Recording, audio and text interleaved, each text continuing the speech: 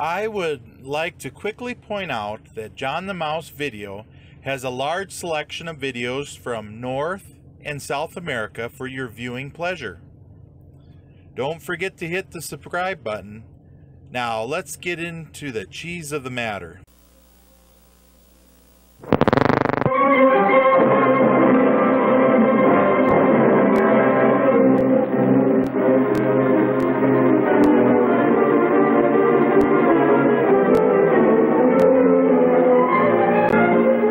The 1955 eruption of Kilauea on the island of Hawaii was a flank eruption on the east rift zone of the volcano, about 20 miles east of the summit caldera. The outbreak was preceded by hundreds of earthquakes, some of which are here being recorded on the low magnification seismograph. Just before the outbreak, cracks opened in the ground as the rift zone was torn open. The formation of a new volcanic vent begins as fume pours from a crack. The fume is mostly a mixture of steam and sulfur oxides.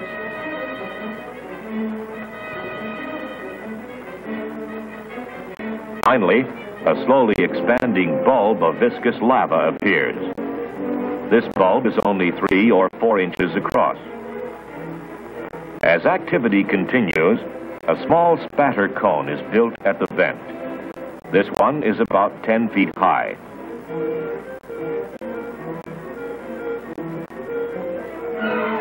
Showers of spatter falling on the side of the cone build it up.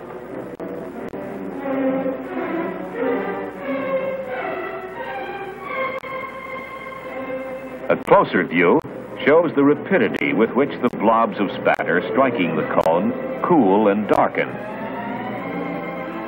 The cone built by this typical Hawaiian activity consists of thoroughly welded spatter. It is quite different from the cones of mostly loose cinder built by more explosive eruptions, such as characterize most continental volcanoes.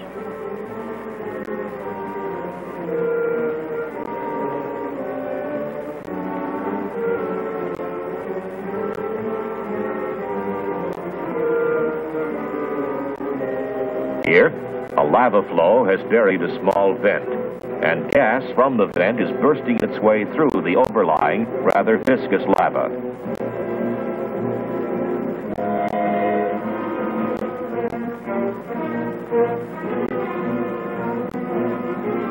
A small flow of pahoehoe, the smooth-surfaced or ropey-surfaced lava, issues from a row of spatter cones.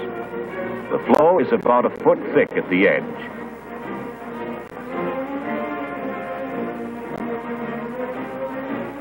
The smooth or billowy surfaces are much more characteristic of pahoehoe than is the ropey surface.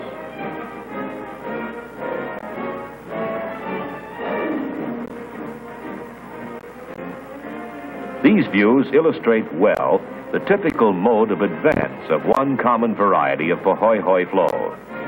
Larger flows of pahoehoe are fed almost wholly internally through lava tubes.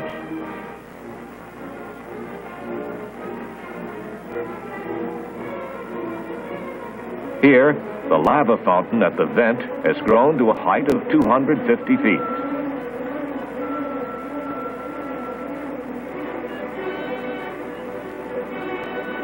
And in this spectacular group, the largest fountain is 800 feet high, a great jet of molten lava playing for hour after hour.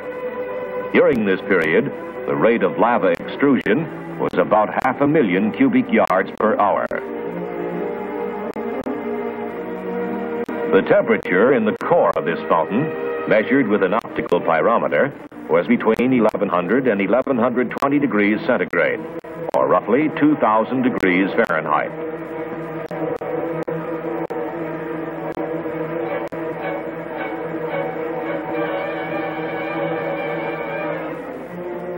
Still another great lava fountain, 600 feet high, plays at the top of a cinder and pumice cone of its own building. And here you see a dark cloud of pumice blowing away from the fountain.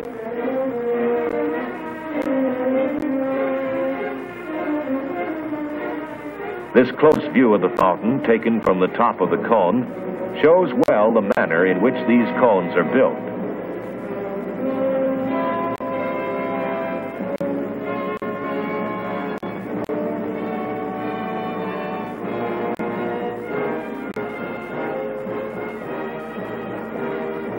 Fluid Hawaiian-type bombs striking the side of the cone kick up clouds of dust.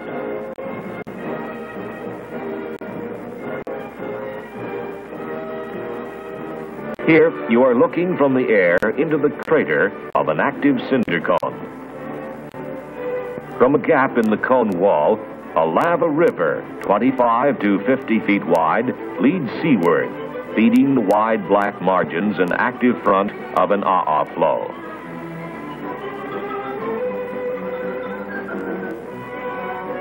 Aa flows, in contrast to Pahoehoe flows, are fed largely by open rivers. Near the vent, this river of very fluid-appearing lava, 12 feet wide, spilled from a broad pond at the base of the cone to feed another flow of aa.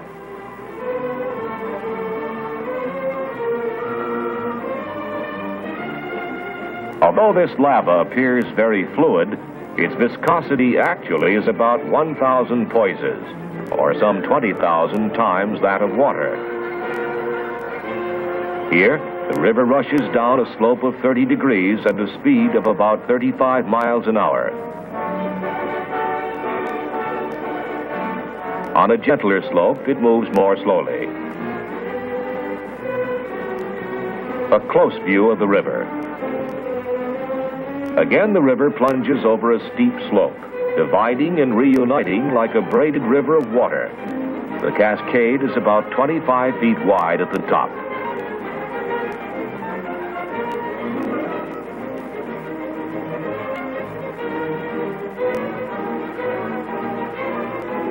Clouds of volcanic fume and smoke drift across the surface of the river.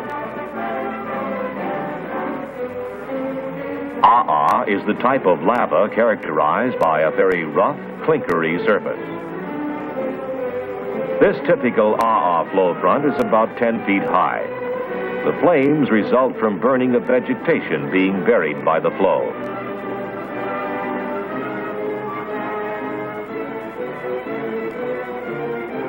The lava flow pours onto a paved road.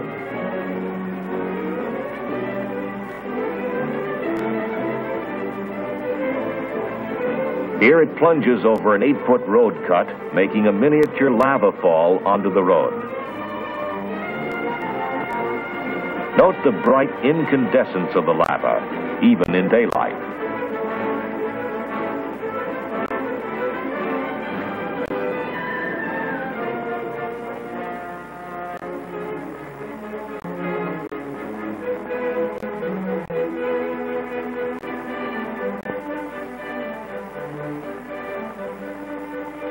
A glimpse of the flow front at close range. The flow moves on between piles of rubbish pushed up by bulldozers in clearing the land. The flow front averages 10 to 15 feet in height and is advancing about 1,000 feet per hour.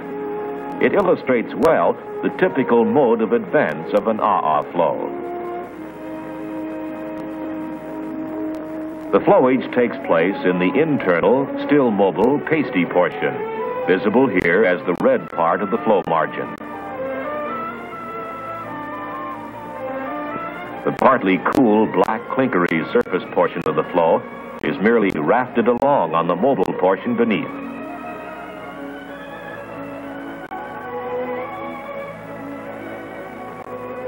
As they reach the flow front, many fragments of clinker roll down to be overridden by the advancing flow, resulting in a motion resembling that of the front of an endless track on a tractor. The lava plunges over a 50-foot sea cliff into the ocean, sending up great clouds of steam.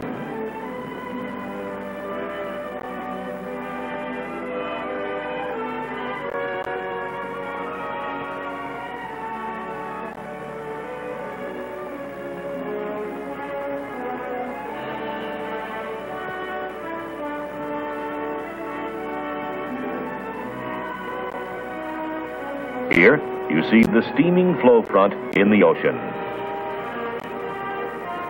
And from it there rises a jet of black ash, a so-called littoral explosion, caused by the violent escape of steam where water has entered the very hot interior of the flow.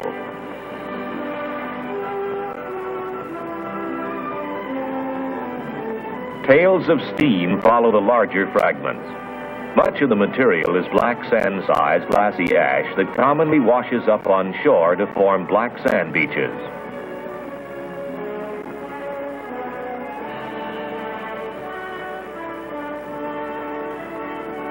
The steam cloud rises high above the boiling ocean. Boiling water, rolling clouds of steam, and many minor littoral explosions provide a spectacular climax to the course of the flow.